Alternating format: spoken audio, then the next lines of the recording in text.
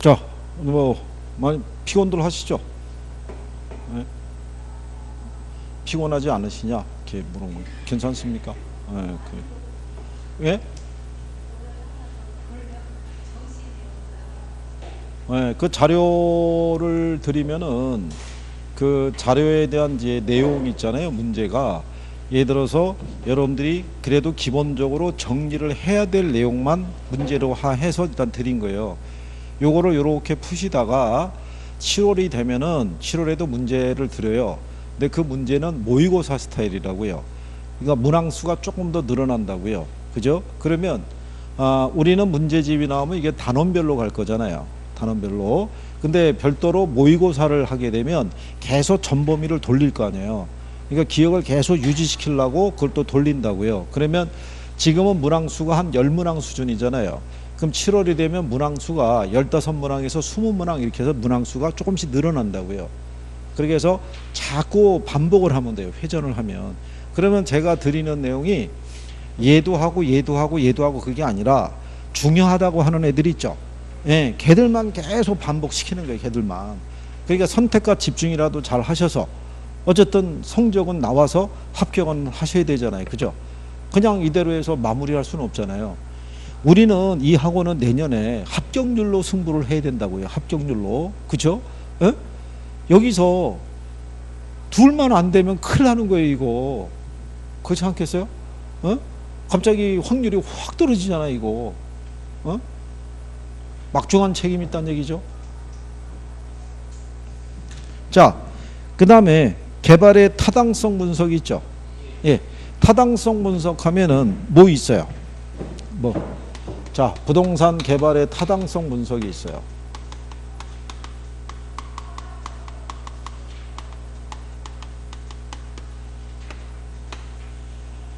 그죠?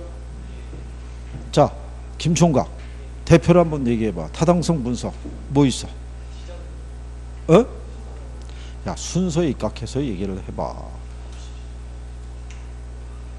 어? 또 봐야 돼. 어?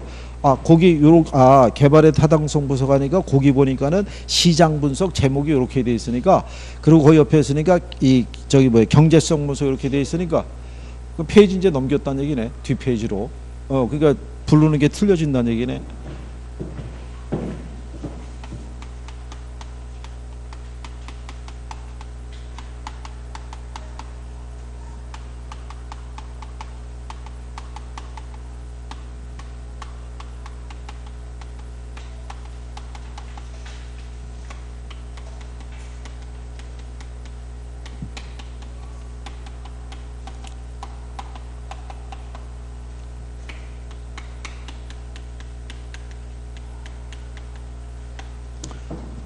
이렇게 돼 있죠. 예, 요 중에서 여러분 시험에서 가장 많이 나왔던 애가 뭐겠어요? 가장 많이 나왔던 애. 5개 중에서.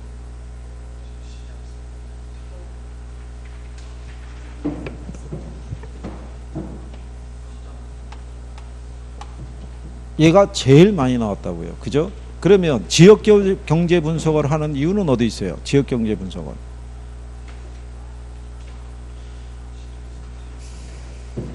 얘는 개발사업에 관련된 지역이 있죠. 지역의 모든 수요 요인을 분석하는 거예요. 그죠?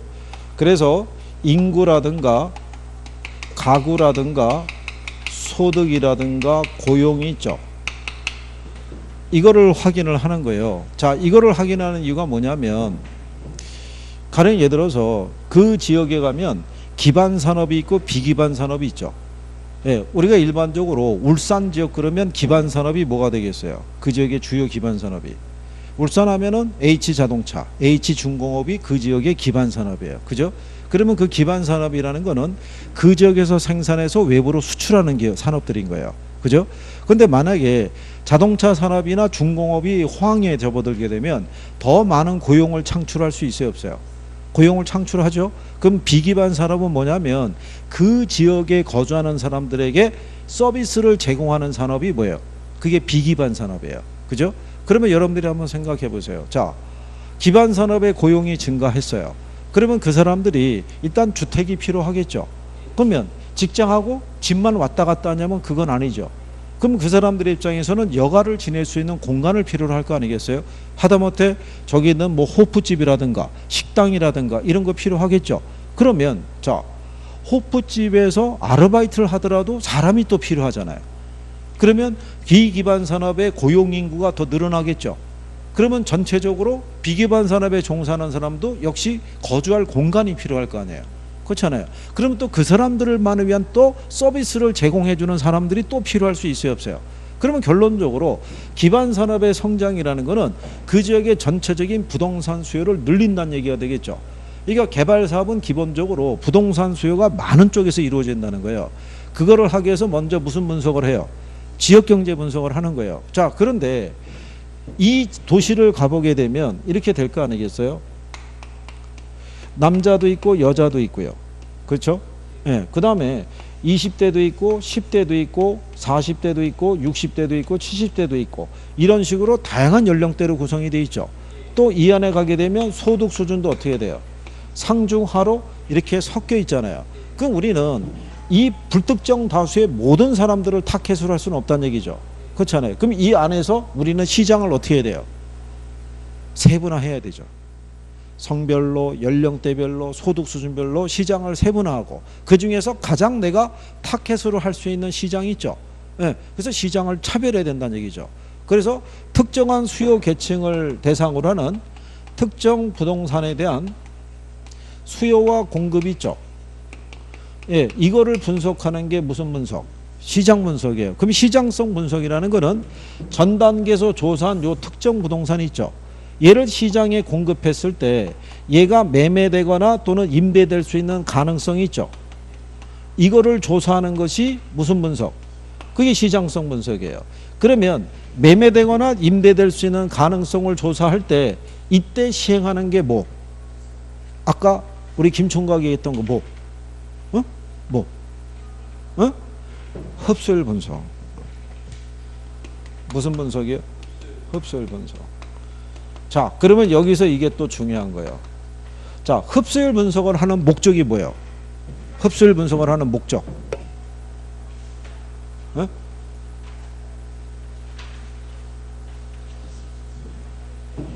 자, 흡수율 분석이라는 건요, 과거나 현재의 자료 있죠.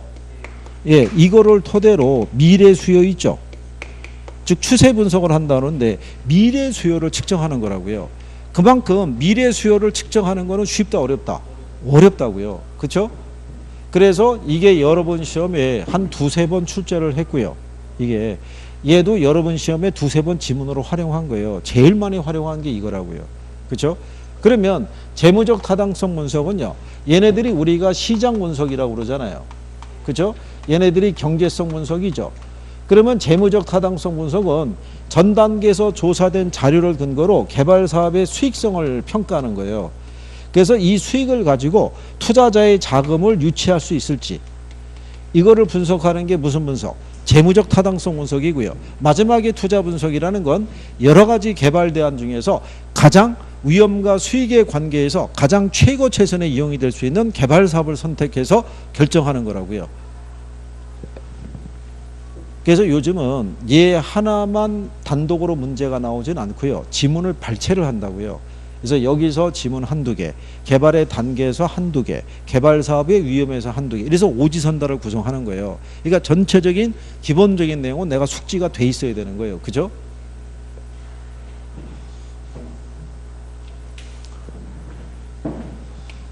자, 그 다음에 거기 136페이지 하단에 가면은 공공시설 민간 유치 사업이라고 돼 있죠. 그거 별표해야 되죠.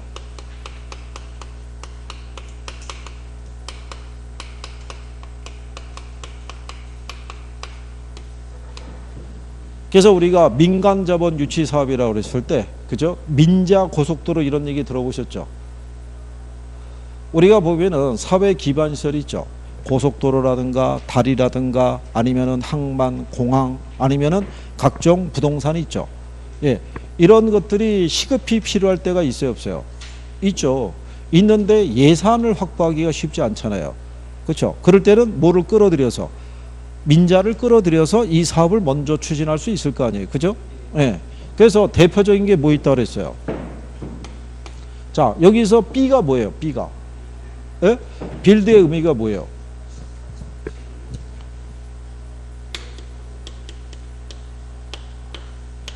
이게 민간업자가 얘가 자금을 조달을 해서 이 시설물을 뭐 하는 거예요? 준공을 한다고요. 그죠? 빌드 했어요. 지었어요. 짓고 난 다음에 트랜스퍼라고 나오죠. 그러면 얘가 준공을 했는데 뭐를 준공을 했냐면요. 이런 거를 준공을 한 거예요. 고속도로, 공항, 항만 또는 다리 이런 애들 있죠. 이런 애들을 준공을 한 거예요. 준공을 한 다음에 트랜스퍼라는 얘기는 요 시설에 대한 소유권이 있죠. 이 소유권을 이전해 주는 거예요. 누구에게? 정부 등에게. 그죠? 그러면 넘겨주는 대가로 이게 뭐예요? 오퍼레이트라는 것은요. 요 시설물 있죠. 요 시설물에 따른 시설 관리 운영권을 획득하는 거예요. 그래서 통상 이게 한 몇 년 정도 30년 정도의 시설 관리 운영권을 획득을 해요. 그래 놓고 요 도로가 가죠. 이렇게 도로에 가면 이렇게 톨게이트 있어요 없어요? 예, 톨게이트를 설치해서 이 도로를 사용하는 사람들에게 뭐를 받는 거예요? 사용료를. 사용료를 징수해서 이 사용료로 투자비를 회수하는 방식이에요. 무슨 말인지 아시겠나요? 그러면 이런 시설과 같이 사용료를 징수할 수 있는 방식은 이 방식으로 건설할 수 있다는 거예요. 무슨 말인지 아시겠죠? 그러면 BTL이라고 있어요. 여기 L은 뭐예요? 리스예요. 그죠? 그러면 여기서 보면 B라는 게 빌드라고 그랬죠. 이건 똑같아요. 빌드. T라는 건 뭐라고 그랬어요? 트랜스퍼라고 그랬죠. 이거는 똑같은 거예요. 그러면 여기서 민간업자가 자금을 대가지고 시설을 뭐 한 거예요? 준공을 했죠. 근데 어떤 시설을 준공을 했냐는 거예요. 뭐? 에? 어떤 시설을 여기서 준공한 거예요? 이 방식에서는. 에?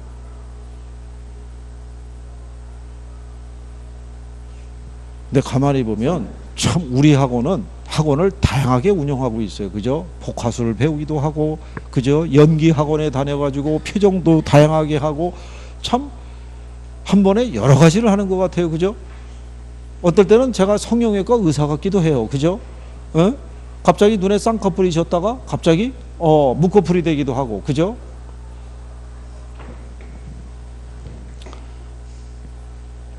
그것만 가지고도 출제할 수 있어요, 없어요? 출제할 수 있는 거예요. 그죠? 자, 이렇게 나올 수도 있잖아요. 학교 건설이 시급할 때 쓰는 방식이다. 그럼 뭐겠어요? 얘라고요. 그러니까 얘는 주로 이런 학교라든가 도서관이라든가 또는 대학 기숙사 있죠. 그 다음에 군인 아파트 있죠. 그 다음에 노인 요양병원 있죠. 이런 것들은 시설 사용자에게 뭐를 받기가 어려워요? 사용료를 받기가 어렵다고요. 그죠? 그러면 얘한테 소유권을 넘겨주는 조건으로 얘가 이 시설에 대한 운영권을 갖게 된다고요.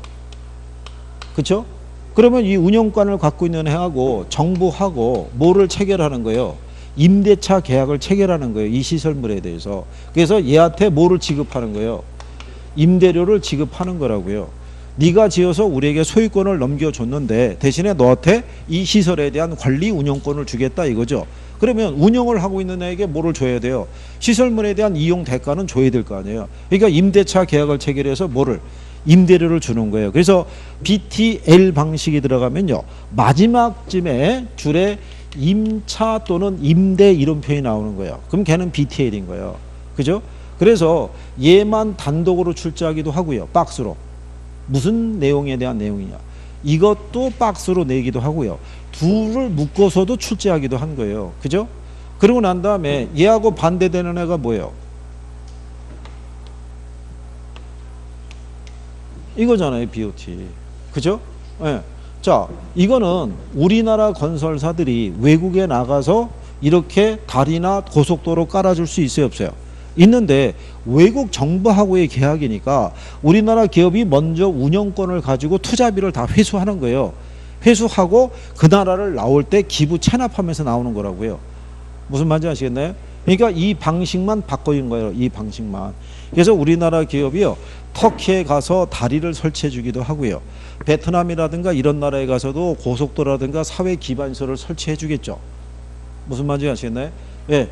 그럴 때 이제 이런 방식으로 계약을 체결한다는 얘기예요. 그러니까 이거는 시험상에서 자주 인용이 되니까 정리해 줘야 돼요.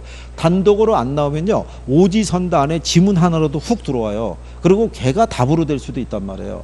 그러니까 기억은 해 두셔야 된다는 얘기죠. 그렇죠? 그러니까 옆에 보시면은 입지 개수라고 있죠. 여기 계산 문제는 못 풀어도 이거는 맞출 수 있어야 돼요. 나오면.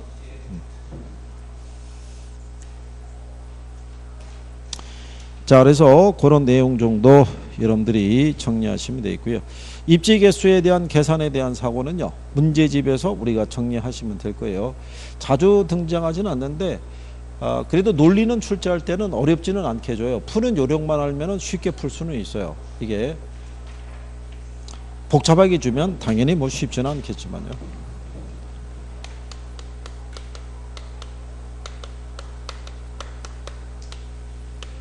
자, 부동산 관리라고 있어요. 그죠? 예, 우리가 이 관리 있죠. 예, 이제는 관리라는 게 뭐며 관리가 왜 필요하며 이런 거는 어느 정도 정리가 돼 있다고 봐야 되고요.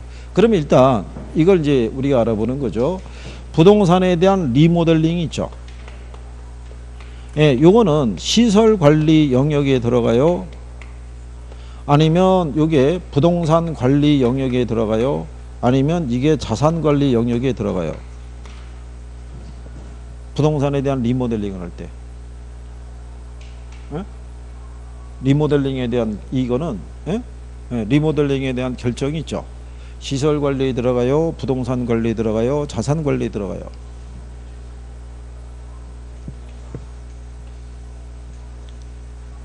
자, 자산 관리 있죠. 거기 보시면 소유자나 기업의 부를 극대화하기 위해서 해당 부동산의 가치를 증진시킬 수 있는 다양한 방법을 모색한다고 그랬죠. 그래서 거기 종류에 보면은 미음에 뭐라고 해놨어요? 리모델링 투자 의사결정 이렇게 해놨죠. 그러면 이런 얘기예요. 자, 누가 보더라도 포트폴리오나 재투자 또는 재개발에 대한 결정이나 매입과 매각 관리나 이런 것 있죠. 그렇잖아요. 이건 자산 관리에 들어가겠다. 근데 리모델링이라는 거 나오면 순간적인 착각이 들어올 수 있다고요. 그렇잖아요. 시설 관리냐 이게 이거냐. 근데 가만히 생각해 보세요. 건물을 리모델링을 하면 건물의 가치가 바뀌잖아요. 그렇잖아요. 그러니까 이거는 무슨 관리에 들어가는 거예요? 자산 관리에. 그래서 벌써 여러분 시험에 출제를 했단 말이죠. 그러면 또 재활용할 수 있어요, 없어요? 재활용할 수 있죠. 그러면 또 착각하는 사람들이 있어요, 없어요? 또 착각하는 사람도 있는 거예요. 그죠? 예, 그러니까 확실하게 구별을 해주란 얘기예요. 이렇게 들어놓고 오지선다의 지문이 나왔어요. 그러면 처음에는 틀릴 수도 있어요. 그 다음에 맞아, 이게 자산관리였어 라고 다시 각인이 되면 그 다음에는 틀릴 확률이 줄어드는 거예요. 그러니까 자꾸 뭐를 해야 돼요? 반복을 하셔야 돼요. 반복을. 그죠? 예. 그래서 여기서는 이제 그 내용에 대한 거를 중시하시면 되겠고요. 그 다음에 뒤로 넘어가시게 되면 이쪽에 기술적, 경제적, 법률적 관리는 큰 뭐 메리트는 없고요.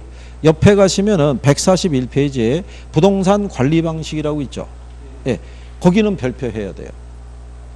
자, 그럼 별표하는 애는 뭐냐면요, 얘만 단독으로 나올 수 있다는 거예요. 얘만. 그러면 이 관리 방식별 분류라고 그래서요,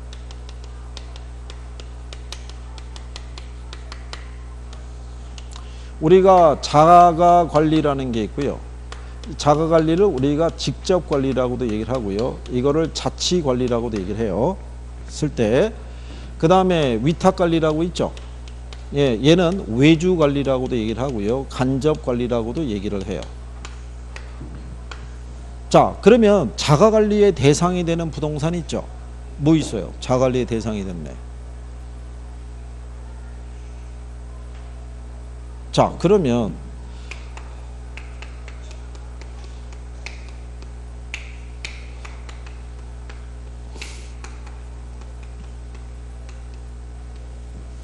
법률과 경제와 기술이 있죠. 종합적인 관리가 가능한 것 있죠. 예. 무슨 관리?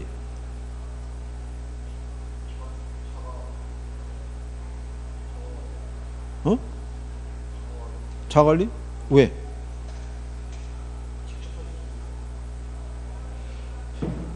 자관리의 대상이 뭐냐면요. 단독주택. 이게 소규모 건물이에요. 가장 전통적인 관리 방식이에요. 오래된. 그죠? 그러니까 이게 이 관리에 들어간다고요. 그렇잖아요. 단독주택 소유자는 이거 다 하잖아요. 그렇잖아요. 여러분 집 관리 여러분이 다 하잖아요. 그런 내용이에요. 그죠? 그러면 얘하고 비교할 때 있죠. 자관리하고 위탁관리. 가장 많이 나오는 게 뭐겠어요? 자관리하고 위탁관리를 비교할 때. 기밀유지. 기밀유지. 자관리의 가장 큰 장점이 있죠. 장점이 뭐냐면 이게 잘 되는 거죠. 그죠? 여러분 집에서 일어난 일은 여러분이 밖에 나가서 얘기만 하지 않으면 아무도 몰라요. 그죠? 그렇잖아요? 그런데 여기 있는 위탁관리도 보면은 장점이 있고 뭐가 있겠어요? 단점이 있잖아요. 얘 단점 중에 하나가 뭐냐면 이게 안 되는 거예요. 기밀유지가. 왜 여러분들 아시다시피 왜 항공사 오너 일가의 갑질 사건이 있죠. 그게 제보가 다 어디서 나왔어요? 그 집에서 일하고 있는 운전기사, 정원사, 경비 이런 사람들이 다 얘기한 거잖아요. 밖에 나가서. 그죠? 뭐가 안 돼요? 기밀유지가. 자, 그러면 얘 장점 중에 하나 또 뭐 있겠어요? 어? 아니 뭐 하나 얘기하고 끝날 거예요? 뭐라도 얘기는 더 해줘야 되는 거 아닌가요? 그래요. 입지자에게 최대한의 서비스를 제공해 줄 수 있다. 또 뭐가 있겠어요?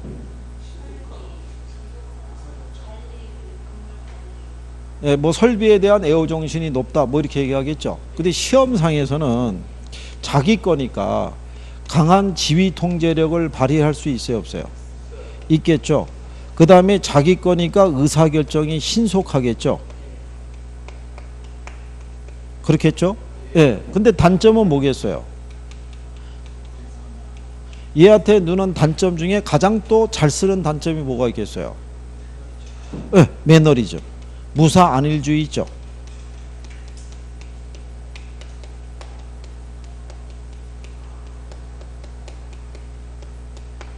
뭐 이런 것 있죠.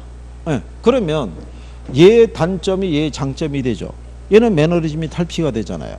근데 얘 단점은 뭐겠어요? 기밀유지 안 되죠. 강한 지휘 통제력을 발휘하기 힘들죠. 의사결정이 신속하지 못하는 게 단점이잖아요. 그러니까 얘네 서로 크로스가 된다라고 설명했었죠. 그렇죠? 자, 그러면 혼합관리라고 있죠. 혼합관리는 어떻게 하는 방식이에요? 얘는 자가관리에서요. 위탁관리로 가기 전에 과도기적인 관리가 뭐? 예, 혼합관리인데 얘는 자, 법적인 거라든가 또는 경제적인 측면이 있죠. 이거는 자가관리하는 거예요. 근데 이거는 시설 관리는 뭐를 주는 거예요? 위탁을 주는데 전부를 위탁을 주진 않고요. 선별해서. 만약에 청소 있고 경비 만약에 이렇게 돼 있으면 예를 들어서 경비는 말고 뭐만 청소만 위탁을 줄 수 있어요, 없어요? 위탁을 줄 수 있는 거예요. 그죠? 그러면 얘 장점은 뭐겠어요? 장점은 잘만 활용하면은 자가관리에 따른 강한 지휘 통제력도 발휘할 수 있고요. 그죠? 또 위탁관리의 편의도 얻을 수 있어요, 없어요? 네, 이 편의도 제공을 받을 수 있을 거 아니에요. 그죠? 전문가에 의한. 근데 문제가 생기면 어떻게 돼요? 그렇죠. 책임 소재가 불분명하다는 거. 그걸 또 잘 주는 거예요.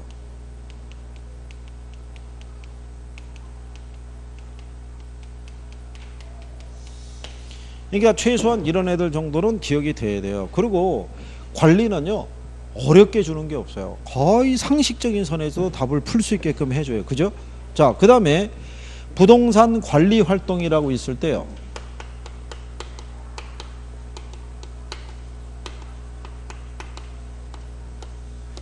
제일 먼저 나오는 게 임대차 활동이라고 있어요.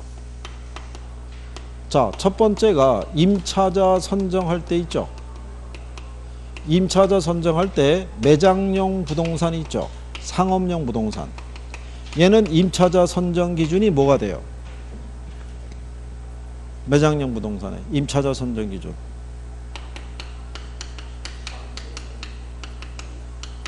매상고가 중요한 거예요. 매상고가. 특히 1층에 들어선 애들은요, 랜드마크 역할을 해주기 때문에 매출이 꾸준히 나와야 돼요.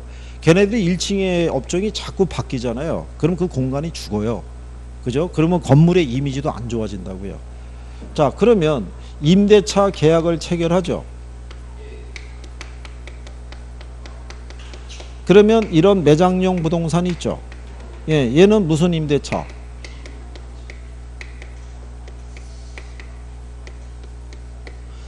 자, 비율 임대차라는 거는요, 이 건물 있잖아요.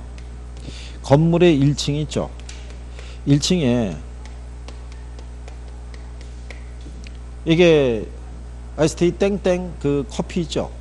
예, 얘가 들어서게 되면요, 여기에 매출의 크기가 달라진다는 거예요. 그러면 얘네를 유치하려고 그러면 뭔가 유리한 조건을 제시해야 되잖아요.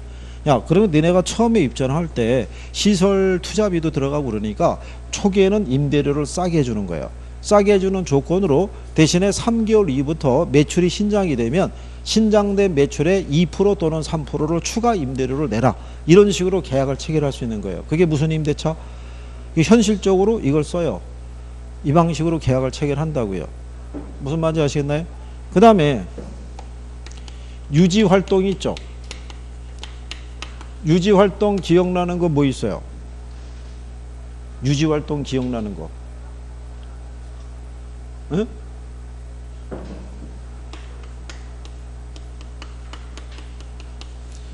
이거 기억나나요? 어? 얘가 뭐예요? 예방죠. 이게 제일 중요한 거예요. 사전에 문제가 발생하기 전에. 그죠? 그러니까 얘는 뭘 하냐면요, 사전에 점검이라든가, 그죠, 수선이라든가 뭐 이런 것도 있죠. 예? 점검과 동시에 시행하는 걸 정비라고 그래요. 여름에 휴가 갈 때 장거리 주행하기 전에 차량 한번 정비 한번 하죠. 오일도 한번 살펴보고 이렇잖아요. 그거는 문제가 있어서 하는 행위가 아니죠. 문제를 미연에 방지하기 위해서. 그러니까 부동산 관리 유지활동에서는 예방적 유지활동이 제일 중요한 거예요. 일상적인 거는 평상시에 뭐 쓰레기 수거나 청소하거나 이런 거 얘기하고요. 대응적인 유지활동이라는 것은 문제가 발생을 했을 때 거기에 대응을 하는 거예요. 형광등이 만약에 파손이 되면 교체를 해준다든가 이런 행위라고요. 그러니까 가장 중요한 거는 무슨 활동이라는 거예요? 예방적 유지활동이라고 생각을 하시면 돼요. 무슨 말인지 이해하시겠나요? 예, 그래요. 그래서 그거 기억을 해 두시고요. 그 다음에 그 건물의 생애 주기 있죠. 생애 주기가 보면은 개발 단계, 신축 단계, 안정 단계, 노후 단계, 완전 폐물 단계 있죠. 예. 그러면 재투자라든가 리모델링은 무슨 단계에서 하는 게 제일 좋아요?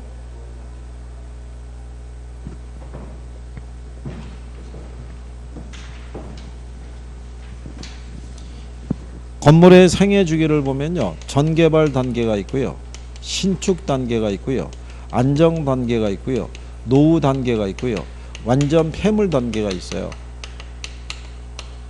그렇죠? 그럼 만약에 건물에 대한 재투자 있죠, 또는 리모델링이 있죠. 그러니까 재투자한다는 얘기는 뭐 개조하거나 또는 수선하거나 뭐 이렇게도 나쓸 수 있어요. 무슨 단계에서 하는 게 제일 합리적이겠어요? 에?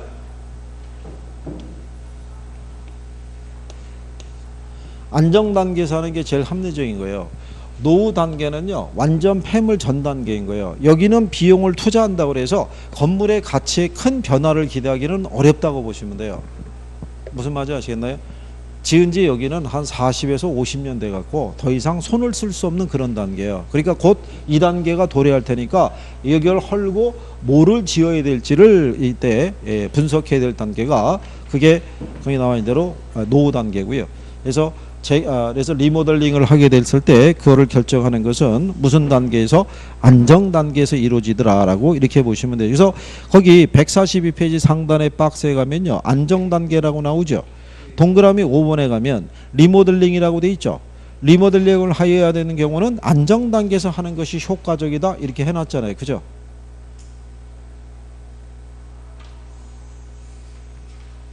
그래서 그 내용에 대한 것 정도를 구별할 수 있으시면 되겠고요.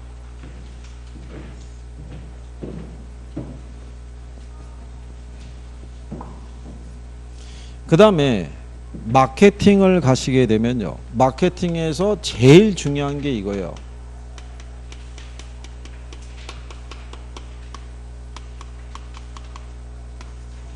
마케팅 전략이 있죠.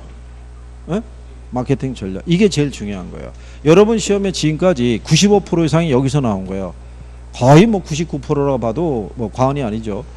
그러면 이 중에서 수요자 위주의 마케팅 전략 있죠. 뭐 있어요? 수요자 위주의 마케팅 전략. 수요자 위주의 마케팅 전략. 응?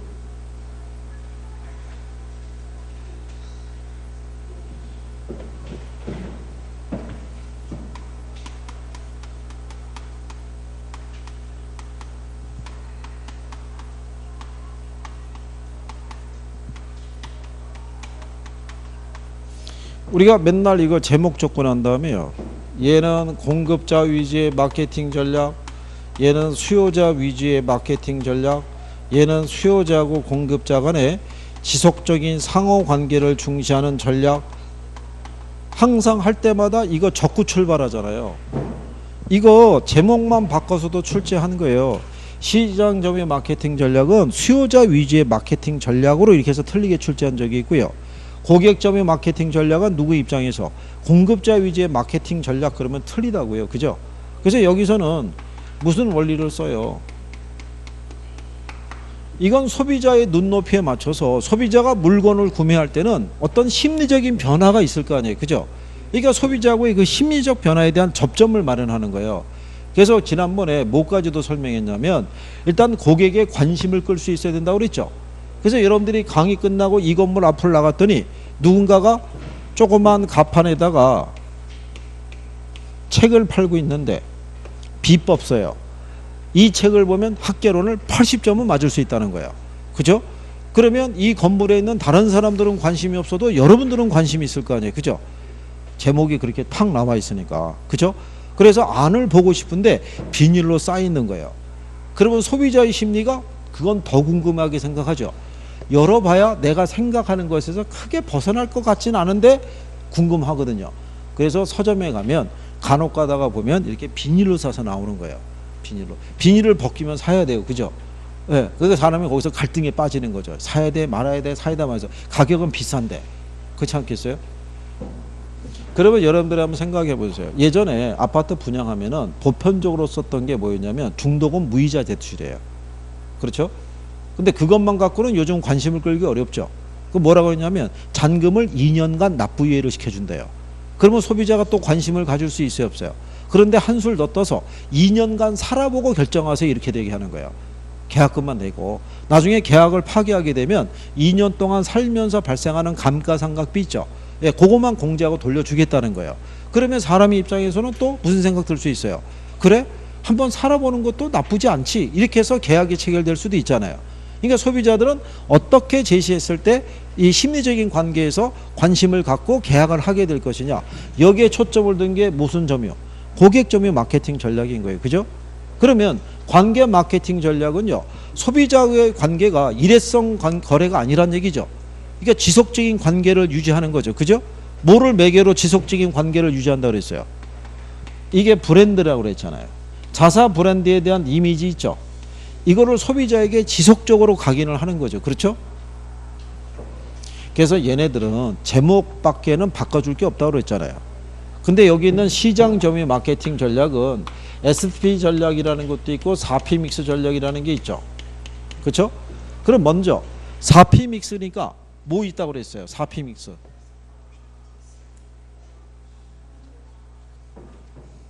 일단 4P 믹스를 하게 되면요. 우리가 제가 유판이라고 그랬었죠.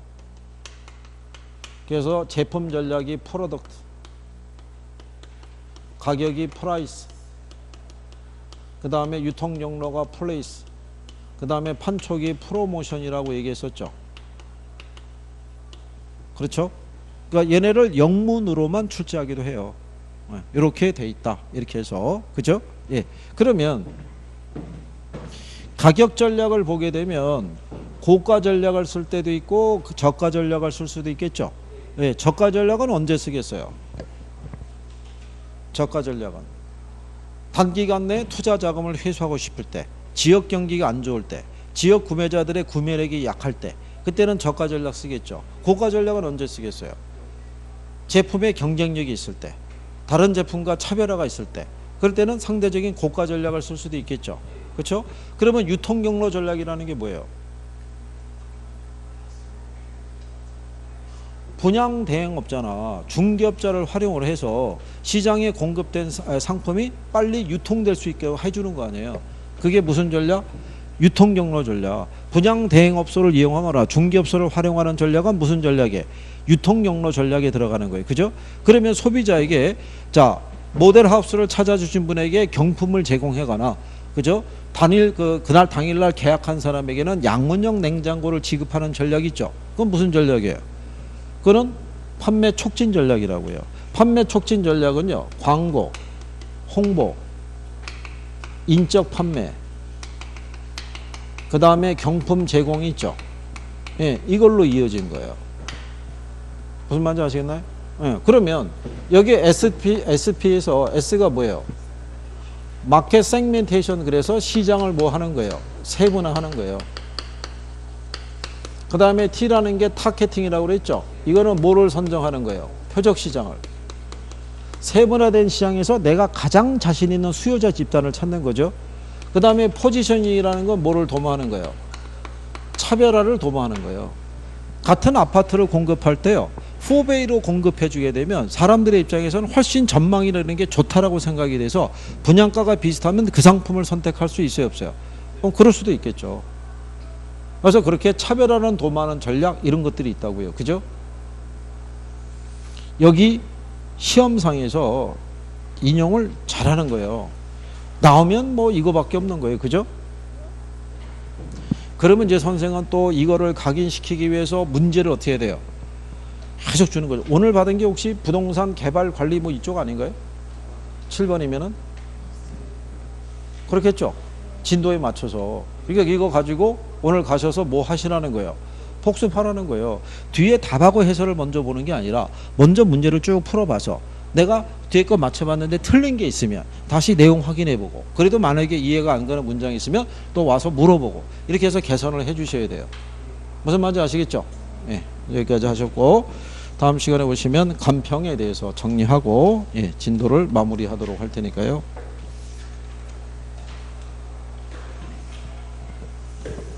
예, 열심히 하셔야 돼요. 예? 한 주 잘 보내시고 다음 주에 뵙도록 하겠습니다. 고생했습니다.